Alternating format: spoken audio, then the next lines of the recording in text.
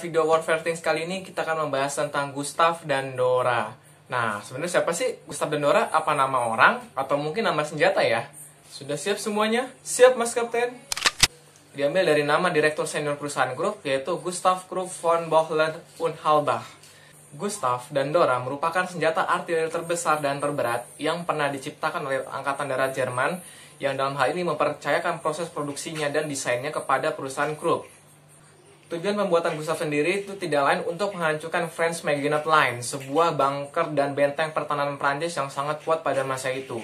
Sehingga diperlukan sebuah senjata yang memiliki daya rusak untuk menembus beton setebal 7 meter dan juga lapis baja setebal 1 meter.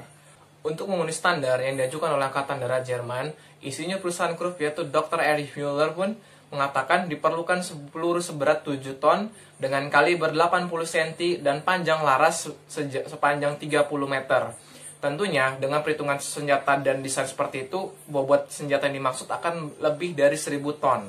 Gustav memiliki berat 1350 ton dengan panjang 47,3 meter, tinggi 11,7 meter, lebar 7,1 meter. Dengan panjang kaliber 32,48 meter dengan ukuran kaliber 80 cm.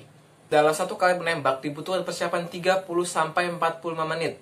Nah, untuk pelurunya pun terbagi jadi dua jenis. Pertama adalah high explosive dan juga armor piercing. High explosive sendiri pun memiliki kecepatan 820 meter per detik dengan jangkauan maksimal 48 km. Sedangkan armor piercing itu memiliki kecepatan 720 meter per detik dengan jangkauan maksimal 38 km. Hal ini terjadi karena peluru armor piercing itu jauh lebih berat daripada peluru high explosive. Karena bobot dan ukuran yang sangat besar, tidak mungkin menggunakan transportasi biasa, sehingga direncanakan menggunakan jalur kereta api ganda untuk pengangkutan. Perusahaan Krupp sendiri pun telah merencanakan beberapa ukuran kaliber di antara 70 cm, 80 cm, 85 cm hingga 1 meter.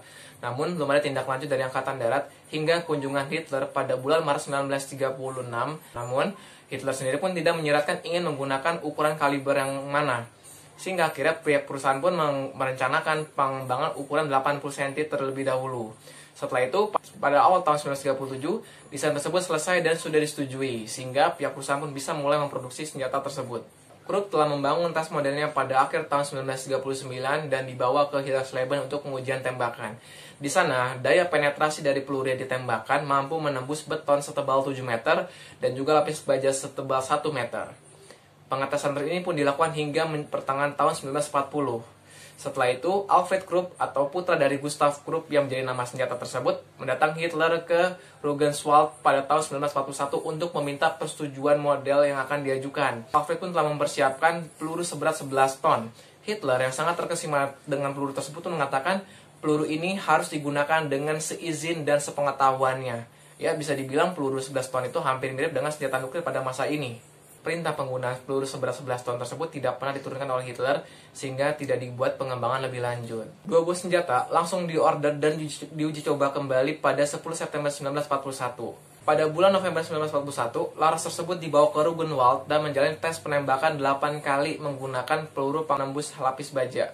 Di sana, peluru pun dapat terbang sejauh 37.210 meter atau kurang lebih 37 km. Sesuai dengan tradisi perusahaan Krupp, untuk senjata pertama itu Gustav tidak dibebankan biaya kepada Angkatan Darat. Namun untuk senjata Dora dibebankan 7 juta Reichsmark, suatu jumlah yang sangat besar karena itu adalah senjata terbesar dan terberat yang pernah diciptakan pada Perang Dunia Kedua. Ketika rencana awal digunakan untuk menghancurkan French Maginot Line, ternyata French Maginot Line pun telah dikalahkan oleh Angkatan Darat Jerman. Sehingga rencana penggunaan Gustav dan Dora pun dialihkan kepada pengepungan kota Sevastopol pada Operasi Barbarossa. Karena ukuran yang sangat besar tersebut, diperlukan sebuah transportasi khusus dan juga tim khusus untuk menangani mereka. Dalam kompartemen terpisah, jadi dipecah-pecah dulu, ya, dibawa dalam iring-iringan truk, dan di sana pun membutuhkan waktu pemasangan selama 3 hari.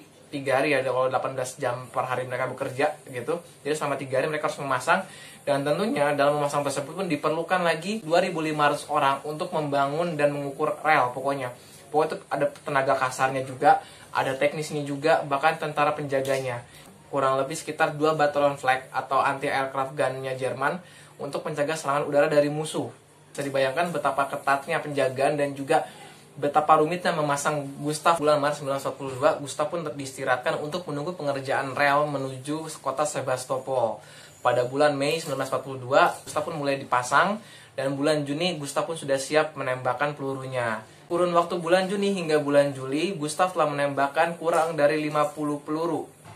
Lebih tepatnya 48 peluru. Tercatat beberapa target yang pernah dihantam peluru Gustav, diantara adalah benteng Stalin, benteng Maxim Gorky, gudang amunisi yang terletak 30 meter di bawah permukaan laut dan dilindungi beton setebal 10 meter. Gudang tersebut hancur dalam 9 kali tembakan oleh Gustav. Setelah dari Sebastopol, Gustav pun dibongkar dan dipasangkan di dekat Leningrad. Namun ketika sudah siap ditembakkan, rencana penyerangan tersebut pun gagal, sehingga Gustav pun akhirnya terpaksa dihancurkan oleh pihak Jerman untuk mencegah jatuhnya ke tangan Soviet. Sedangkan Dora siap diluncurkan di Stalingrad, namun ketika sudah siap ditembakkan, ternyata kedudukan Jerman pun berbalik, sehingga Dora pun terpaksa dibongkar dan dihancurkan oleh pasukan Jerman sendiri. Jadi nasib tragis dari Gustav dan Dora sendiri pun adalah mereka terpaksa dibongkar dan dihancurkan oleh pasukan Jerman, mencegah desain senjata itu jatuh ke tangan musuh. Itulah sedikit kisah tentang Gustav dan Dora pada Perang Dunia Kedua yang digadang-gadang oleh Jerman sebagai artileri terbesar dan terberat. Ternyata tidak berhasil digunakan dengan baik oleh Jerman karena situasi yang tidak mendukung. Sekian War Fighting kali ini tentang Gustav dan Dora. Semoga bermanfaat. Kurang lebihnya mohon maaf dan jaga kesehatan semuanya. Bye.